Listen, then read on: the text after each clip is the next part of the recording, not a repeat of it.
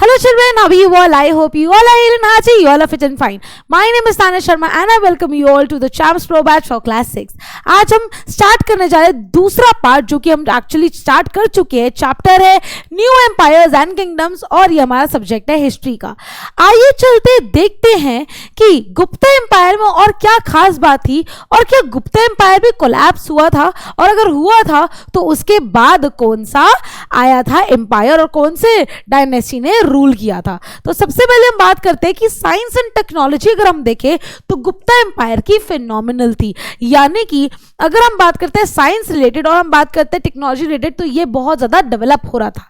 जैसे कि हम देखते हैं स्टडी ऑफ साइंस ने बहुत अच्छी प्रोग्रेस दिखाई थी. जब भी हम बात करते हैं गुप्ता एम्पायर में बहुत सारे मैथमेटिशियंस, एस्ट्रोनॉमर्स और बहुत सारे, अगर हम बात करें नोटेबली सर्जन्स, बहुत ही एक्सप्लोर और उन्होंने बहुत एक्सप्लोर किया और बहुत ही इवॉल्व हुए. तो अगर हम एस्ट्रोनॉमर की बात करें और बहुत ज़्यादा मैथमेटिशियंस की बात करें जिन्होंने आज हमें इतनी अच्छी मैथमेटिक्स की ट्रिक्स और एस्ट्रोनॉमर्स की जो एस्ट्रोफिजिक्स की बात होती है वो जो बताया, वो उस टाइम के थे लोग आर्यभट्ट, वराहमिहिर एंड इसके अलावा हमारे ग्रेट सर्जन के जब बात करते हैं वो थे श्रुष्टा.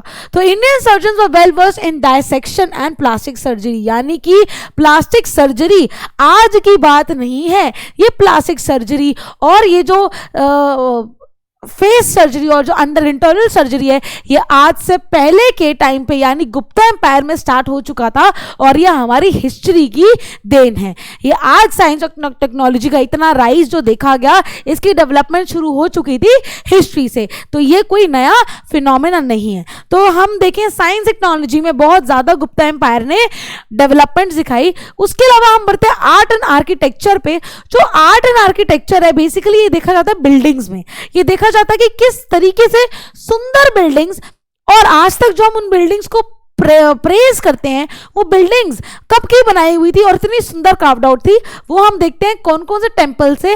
हम देखते हैं जो टेम्पल्स बिल्ड हुए हैं, लॉर्ड विष्णु के टेम्पल्स, लॉर्ड शिवा के टेम्पल्स और पार्वती के जो टेम्पल्स बिल्ड हुए हैं या जो इनके मंदिर बिल्ड हुए हैं, ये उस टाइम के जो मंदिर थे बहुत ही ज़्यादा बेहतरीन और इनका आर्किटेक्चर बहुत ही ज़्यादा ब्यूटीफुल रहा है. यानी कि अगर हम इनके आर्किटेक्चर को कोड से देखें तो ऐसी ऐसी तकनीकें यूज की हैं इन्होंने जो आज करके इंसानों के समझ से बाहर है और वो इंटैक्ट आज तक भी खड़ी हैं.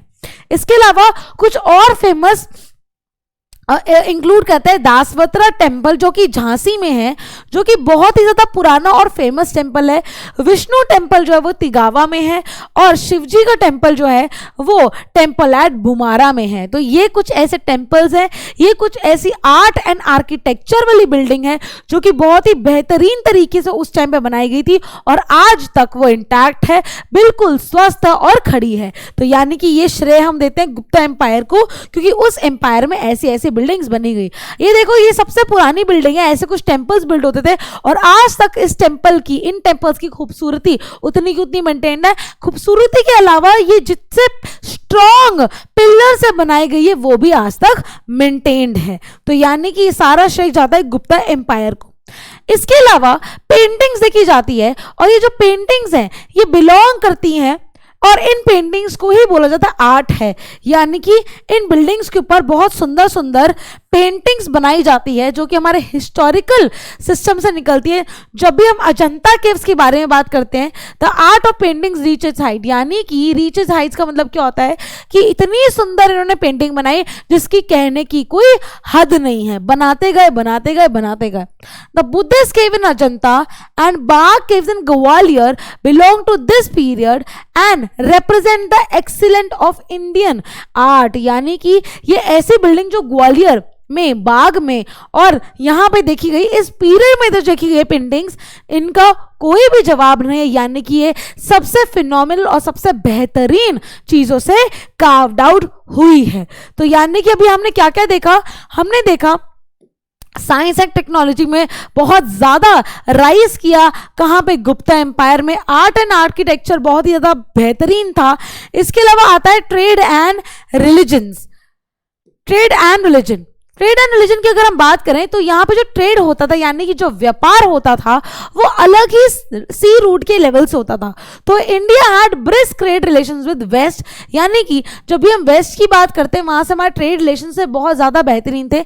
जब भी हम इस तरफ की बात करते हैं, यूरोप की बात करते हैं, हम अमेरिका की बात करते हैं, यानी वेस्टर्न कल्चर से हमारा बहुत ज्यादा आदान प्रदान था, बहुत ज्यादा इंपोर्ट एक्सपोर्ट था।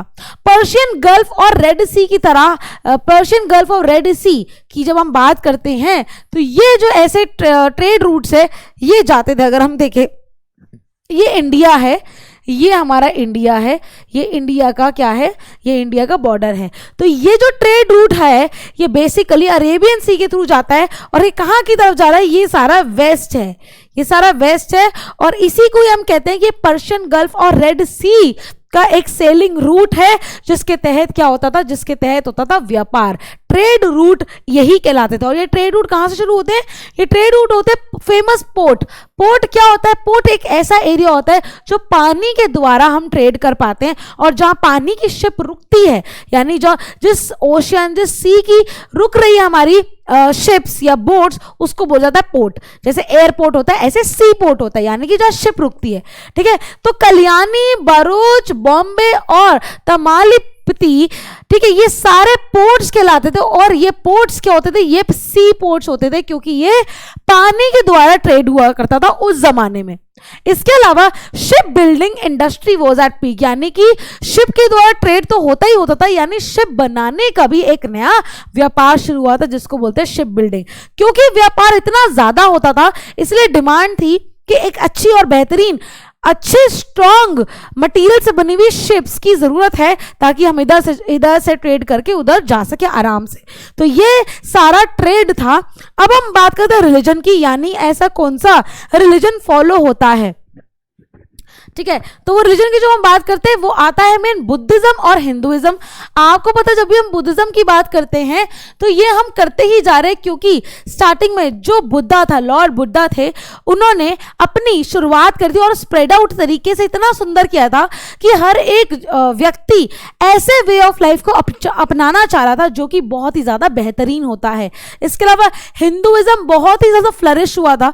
तभी अगर हम मूर्तियां भी देखें तो विष्णु की, शिव जी की, पार्वती जी की मूर्तियां हैं, यानी कि हिंदुइज्म बहुत ज्यादा स्प्रेड आउट हो रहा था, फ्लरिश यानी स्प्रेड हो रहा था और बहुत सारे लोग गुप्ता एम्पायर के अंदर हिंदुइज्म को मान रहे थे। इसलिए दूसरी चीज ये कि टेम्पल्स बिल्ड हो रहे थे और यदि टेम्पल बिल्ड होता है, यदि कोई मंदिर बिल्ड होता है तो लोग बहुत ज्यादा डोनेशन देने आते हैं मेंटेनेंस के लिए। तो donations were also made for the maintenance of the temple. उसके बाद कौन सी लैंग्वेज परफेक्शन पे चल रही थी, वो लैंग्वेज थी संस्कृत लैंग्वेज। और आपको पता ही है खासकर हिंदुइज्म के अंदर हमारे जो वर्सेस हैं या हमारी जो किताबें हैं वो ज़्यादातर संस्कृत भाषा में ही लिखी जाती हैं। तो इसलिए संस्कृत भाषा बहुत ही पीक पे चल रही थी और हिंदुइज्म भी बहुत पीक पे चल रहे थे। इसके बाद 468 के बाद जो गुप्ता एम्पायर है वो धीरे धीरे डिक्लाइन होना शुरू हुआ। जैसे मौर्यन एम्पायर डिक्लाइन हुआ तो गुप्ता एम्पायर राइज हुआ। ऐसे ही जब गुप्ता एम्पायर डिक्लाइन हुआ तो और ही छोटे छोटे छोटे छोटे रीजन्स और एम्पायर्स खड़े होने लग गए, यानी कि बनने लग गए। ठीक है, तो जैसे 468 एडी के टाइम पे गुप्ता एम्पायर धीरे धीरे डिक्लाइन होना शुरू हो गया और कोलैप्स जो हो गया, कोलैप्स यानी पूरा ही पूरा खत्म हो गया middle of the 6th century. तो बहुत सारे हम देखा गया कि नए नए रूलर्स खड़े हो गए। तो मौर्यन एम्पायर के बाद आए गुप्ता एम्पायर और गुप्ता एम्पायर भी जब अपनी पीक पे खत्म हो रहा था या कोलैप्स हो रहा था तो आए नेक्स्ट जिसको हम बोलते हैं स्मॉल किंगडम्स। ठीक है, और यहाँ का एक मेजर और बहुत ही बड़ा पावरफुल लीडर था या किंग था हर्षवर्धन। ठीक है, हर्षवर्धन बहुत ही बड़ा किंग माना गया था और ये मैम कहाँ से बिलोंग करता था, बेसिकली जब गुप्ता एम्पायर डिक्लाइन हुआ। अभी हम पूरा गुप्ता एम्पायर के बारे में पढ़े हैं, ठीक है, पहले वाले लेक्चर में और इस वाले लेक्चर में। जब ये एम्पायर यानी इतना बड़ा किंगडम और एम्पायर बड़ा वाला डिक्लाइन हुआ तो कौन से नए नए किंगडम शुरू हुए, तो हम बात करते हैं स्मॉल किंगडम्स अरोज, यानी कि ऐसा कोई बहुत बड़ा किंगडम नहीं हुआ बट छोटे छोटे छोटे छोटे किंगडम्स बनने लगे। और उसमें से एक किंगडम था जो थानेश्वर के बिल्कुल पास था, ये नियर था थानेश्वर और रूल्ड बाय वर्धना डायनेस्टी। तो यानी कि एक तरह से हम ये बोल सकते हैं मौर्यन एम्पायर डिक्लाइन हुआ तो गुप्ता एम्पायर राइज हुआ, गुप्ता एम्पायर डिक्लाइन हुआ तो वर्धन डायनेस्टी राइज हुई। तो वर्धना डायनेस्टी के आपने सुना होगा क्योंकि लोगों के नाम पीछे वर्धन लगता है, वर्धना लगता है, तो यानी कि वो उस पीरियड के जो किंग हैं उनकी डायनेस्टी को बिलोंग करते हैं, ठीक है, या उनके एंसेस्टर्स कहला सकते हैं ये, ठीक है। तो ये बेसिकली जो हम वर्धना डायनेस्टी की बात करते हैं इसके अंदर जो मेन था लीडर वो थे हर्षवर्धना, ठीक है। तो हम बात कर रहे हैं the greatest ruler of this dynasty was Harshavardhana.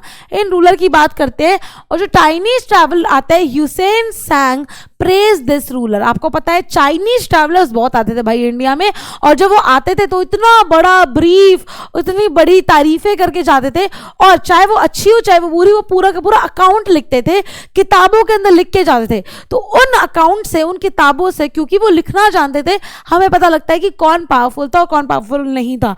तो ये ह्यून सांग जो चाइनीज ट्रैवलर थे वो तारीफ करते हैं हर्षवर्धना की और उनके किंगडम की। Harshavardhana had tried to cross river Narmada, इन्होंने रिवर नर्मदा को क्रॉस करा लेकिन defeated by the Chalukyan king, लेकिन ये चालुक्यन किंग जो कि पुलकाशिन II थे उनसे हार गए, यानी कि लूज कर गए, ठीक है, उनसे हार गए। इन्होंने ट्राई किया कि मैं नर्मदा रिवर फॉलो करके, नर्मदा रिवर क्रॉस करके वहाँ की सारी चीज़ों को अपना लूंगा और अपने किंगडम में डाल दूंगा, लेकिन वो नहीं कर पाए और पुलकाशिन II यानी चालुक्यन किंग से वो हार गए थे। उसके बाद he was a follower Shiva and his administration was efficient. क्योंकि उनकी तारीफ क्यों होती थी?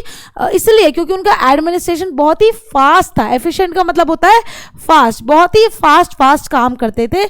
और दूसरी बात कि वो शिव जी के बहुत बड़े भक्त कहलाते थे, ठीक है। इसके अलावा आपको लग रहा होगा कि मैम ये भी कहीं ना कहीं हार गए, ठीक है, जब भी हम बात करते हैं हर्षवर्धना की बात, लेकिन उसके अलावा सदर्न किंगडम्स यानी कि जो साउथ इंडिया है, हमारा दक्षिण भारत है, वहां के भी कुछ किंगडम्स अरोज हो गए थे, ठीक है। तो जैसे कि हम देखें कि डिक्लाइन किस किस का हुआ था, सातवाहनास का, चालुक्यस का, पल्लवस का came into prominence after the decline of Satavahanas, ठीक है। सातवाहनास किंग के बाद चालुक्यस, पल्लवस ये सब आगे थे लैम्बलाइट में, ये सब आगे थे रूल करने। उसके बाद चालुक्यस ने एक्सटेंड किया south of Vindhyas till river Krishna, ये टिल रिवर कृष्णा तक अपना किंगडम फैला बैठे थे।